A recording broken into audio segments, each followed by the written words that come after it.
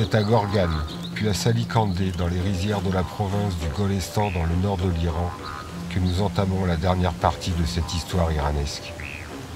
Après plus de 20 000 kilomètres parcourus dans ce pays immense, il nous reste quelques semaines pour rejoindre l'Irak. Ensuite, il faudra se résoudre à quitter ce pays incroyable et poursuivre notre périple. Mais avant cela, l'histoire iranesque continue, et elle nous réserve encore des émotions et des aventures hors normes.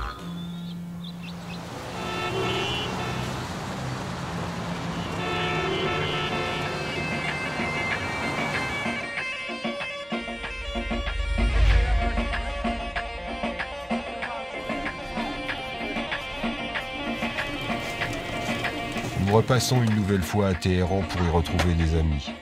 Se revoir une dernière fois pour retracer notre périple iranien. Se remémorer nos souvenirs communs. Ali, tu nous as tellement aidés. Tu as toujours été là quand nous avions des soucis sur le véhicule. Tu nous as toujours avancé l'argent quand notre carte iranienne faisait des siennes. Notre amitié ne s'est pas fabriquée avec des mots doux.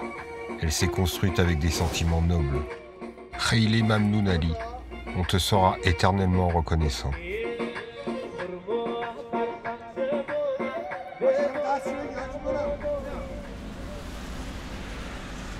On file plein nord, un peu bloqué par un pan de montagne qui s'écroule, mais notre route continue direction Roudbar pour des au revoir poignants et intenses.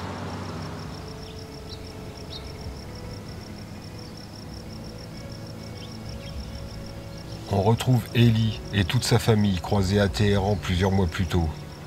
Nous pensons beaucoup à vous les filles. On sait qu'une période sombre vous opprime et que ce voile vous oppresse. Après la mort de Mahsa Jina Amini, accusée de porter son hijab de façon inappropriée, des manifestations ont éclaté à travers l'Iran et un vent de liberté souffle sur ce pays. Malheureusement, la liberté vous la payez au prix fort. Le risque auquel vous êtes confronté peut être mortel. On pense aussi à Mika Shakarami, 16 ans, qui a brûlé son hijab lors d'une manifestation. Elle a été vue vivante pour la dernière fois fin septembre. Suivie par des membres des forces de sécurité, le gouvernement a par la suite affirmé qu'elle a fait une chute mortelle d'un immeuble. Et toi, Sarina, également âgée de 16 ans, a aussi fait une chute mortelle le 24 septembre à Karaj, à l'ouest de Téhéran. Vos deux familles ont subi de fortes pressions pour ne pas contester ces versions officielles.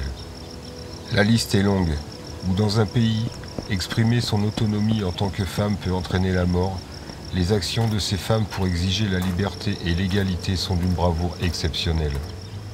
Il serait bien de rappeler que dans notre pays, soi-disant des Lumières, des associations féministes sous couvert de liberté du droit des femmes braillent pour que les femmes en France aient le droit de porter le voile. Et je n'entends pas beaucoup ces féministes se lever pour le droit aux femmes iraniennes à enlever leur voile. Je les invite juste à venir manifester dans les rues de Téhéran, ou encore mieux, brandir leur banderole dans la ville de Qom. Car il semblerait que le sens du mot courage n'a pas la même signification suivant où l'on se trouve. Le courage d'une personne se reconnaît par sa capacité de défier l'adversité, surtout dans les moments difficiles. Et il est aisé de beugler bien au chaud loin des événements en étant convaincu que l'on ne risque rien. C'est le cœur gros que nous quittons Roudbar. Les adieux sont difficiles. En Arménie, en Géorgie ou en Turquie, ils ont été compliqués. En Iran, ce fut souvent un déchirement.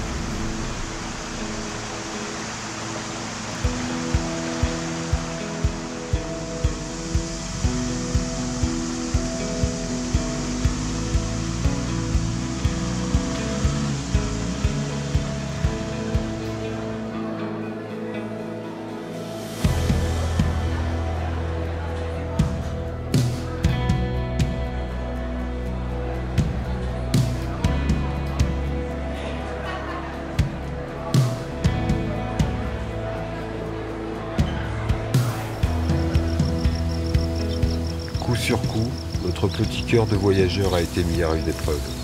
Et c'est dans les champs de thé de l'Aïdjan sur les bords de la mer Caspienne que nous allons petit à petit nous remettre de ces grandes émotions.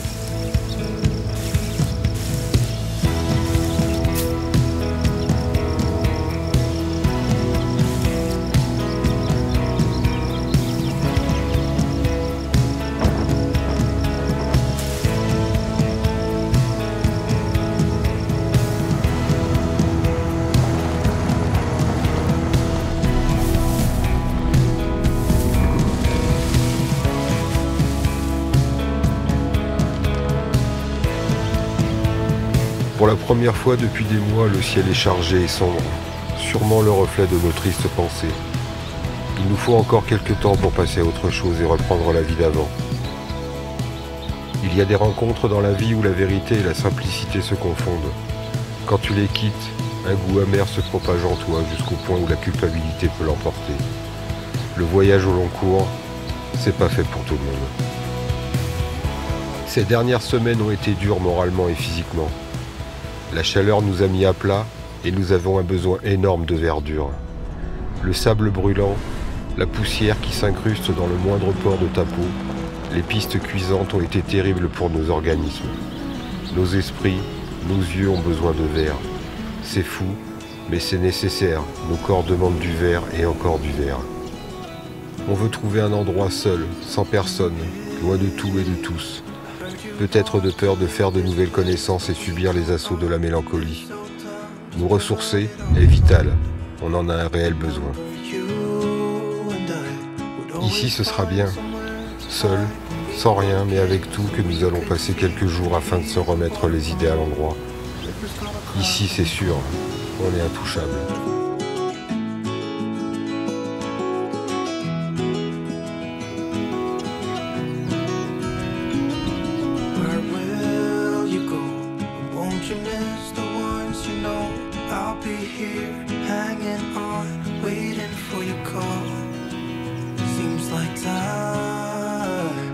As a wave passing by, leave a mark in our minds, turn to memories. River's gonna cry when you're gone, gone, gone, gone. River's gonna cry when you're gone, gone, gone, gone. River's gonna cry when you're gone, gone, gone, gone. River's gonna cry when you're. River's gonna cry when you're. River's gonna cry when you're gone.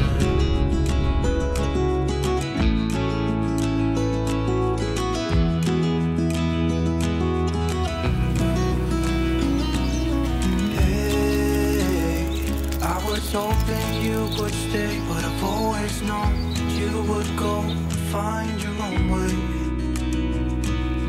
I still see when we climbed up in those trees, 12 years old, feel the wind, watch the river run, and the sun would always shine. When we sat there, you and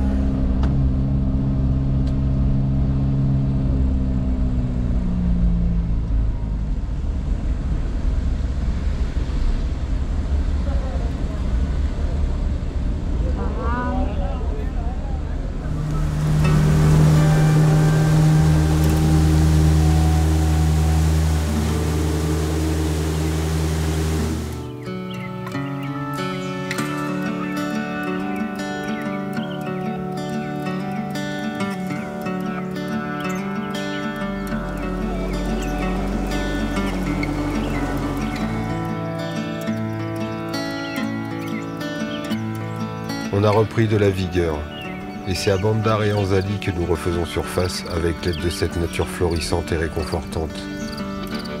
On décide avec Tao d'aller à la chasse. À la chasse aux images, évidemment. Avec nous, les oiseaux volent encore.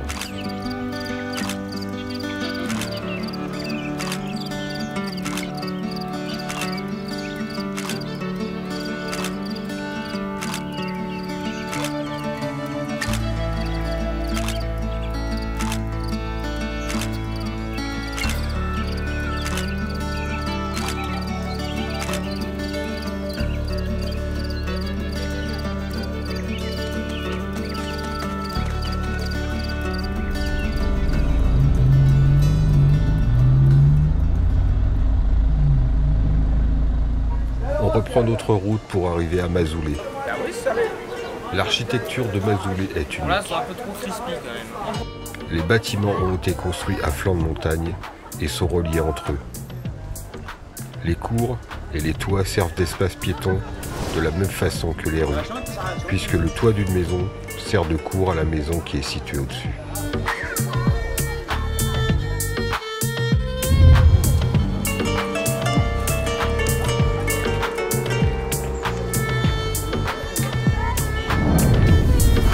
Tremblay n'autorise pas l'accès aux véhicules motorisés à cause de sa conception unique.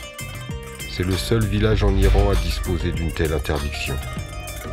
Les rues étroites et les nombreux escaliers ne permettraient de toute façon pas aux véhicules de circuler dans le village.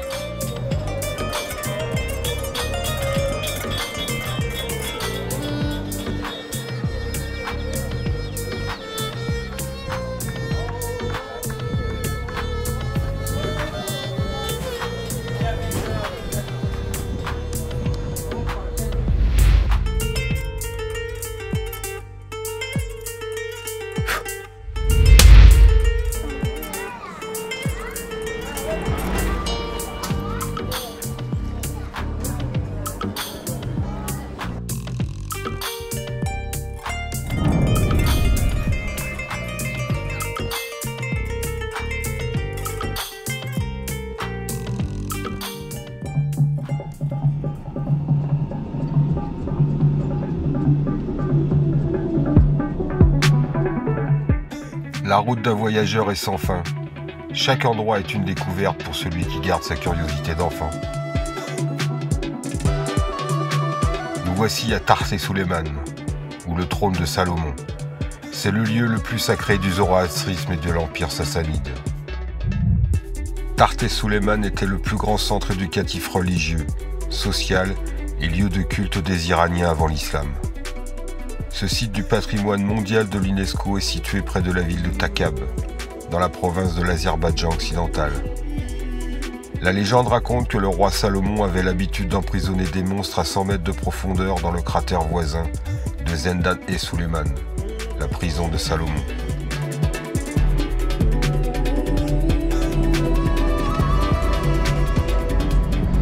Parce qu'on est au Kurdistan. Là, on passe à la frontière du Kurdistan. Tu sais, des fois, quand on change de région, on voit des checkpoints. Là, on change de région. Ça y est, on est au Kurdistan même. On continue la route. Pour nous, ce sera tout au bout. On redescend plein sud à travers le Kurdistan iranien. Les SMS du Quai d'Orsay s'affolent sur les téléphones et les arrêts dans les villages kurdes sont une autre facette de l'Iran que nous ne connaissions pas.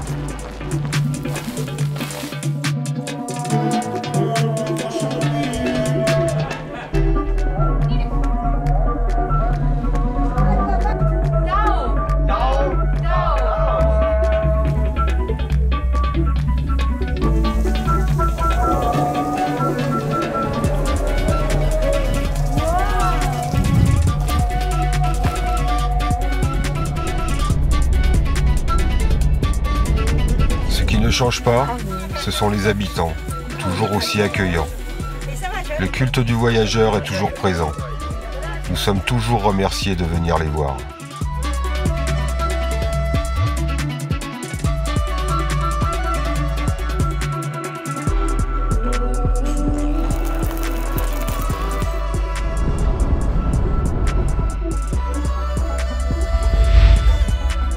Par contre, la chaleur que nous avions oubliée dans le nord se fait de plus en plus intense. Les nuits ne se font plus dans notre lit, mais dans celui de la rivière. Wow, là, ça me crame un peu, hein. Un peu. Impossible de dormir. On encaisse encore, mais pour combien de temps? Le soleil est à nouveau implacable, impossible de résister. Une envie irrépressible nous pousse à prendre des risques inconsidérés pour trouver de l'eau. On sait que l'hiver, dans ce canyon, un torrent bouillonne et des cascades jaillissent de la roche. Nous sommes en plein été et on tente le coup. Ici, le faux pas est interdit, mais la chaleur inhumaine nous pousse à aller tout au bout de l'inconscience.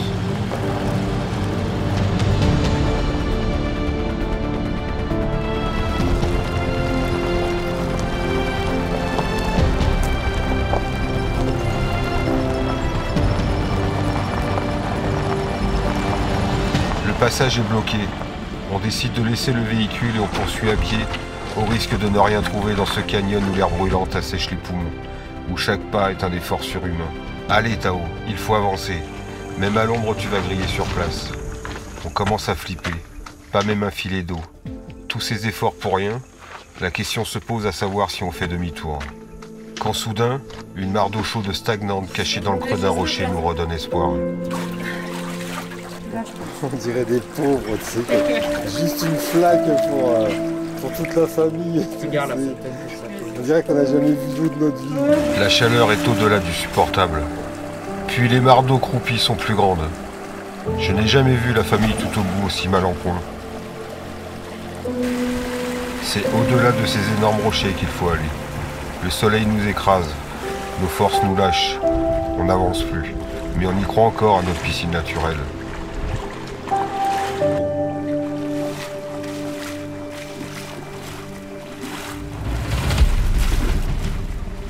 On entend la douche hein, là derrière. Hein. Le courant se fait plus présent, l'eau plus profonde. On y croit de plus en plus. Tao reprend du tonus. Oui mec, c'est de l'eau. On essaye d'aller plus loin. Si allez, on va le faire.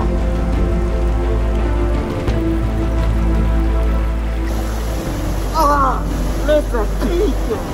Ah, ça bouge aussi. C'est après plusieurs heures de marche que putain, on l'a notre piscine de rêve.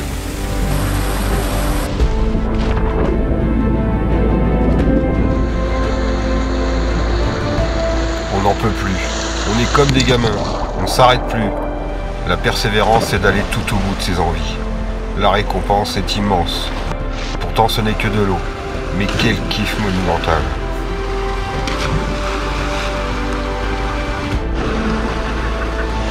Quand je te parle de chaleur, il faut que tu saches que dans ce canyon, on était au-delà du 57 degrés. Et tu peux imaginer que pour nous, ces moments d'une banalité déconcertante ont été plus forts que la découverte du Graal.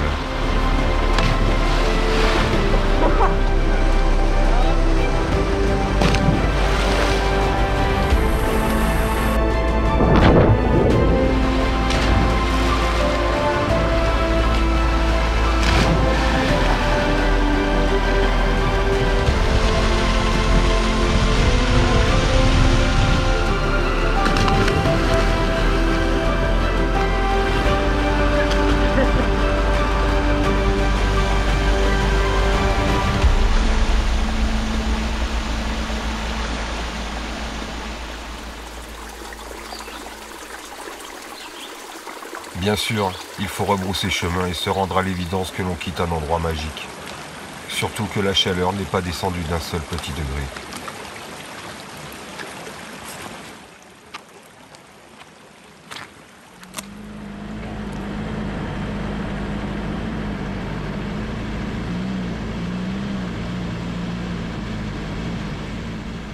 Ce soleil nous assaille tellement que nous prenons des hôtels pour reprendre des forces et sortir en soirée quand il ne fait plus que 46 ou 47 degrés.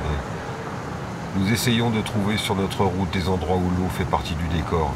C'est comme ça que l'on se retrouve à Chouchtar, une antique ville forteresse du Khouzestan, province du sud-ouest iranien. Son système hydraulique a été inscrit sur la liste du patrimoine mondial de l'UNESCO en 2009 en tant que chef-d'œuvre du génie créateur humain. Après une falaise spectaculaire, l'eau tombe en cascade dans le bassin aval avant d'entrer dans la plaine au sud de la ville. Cela a permis le développement de vergers et de terres agricoles sur une surface de plus de 40 000 hectares. Ce lieu est dénommé Miadhab, le paradis. Tout doucement, nous nous approchons de la fin de notre périple iranesque.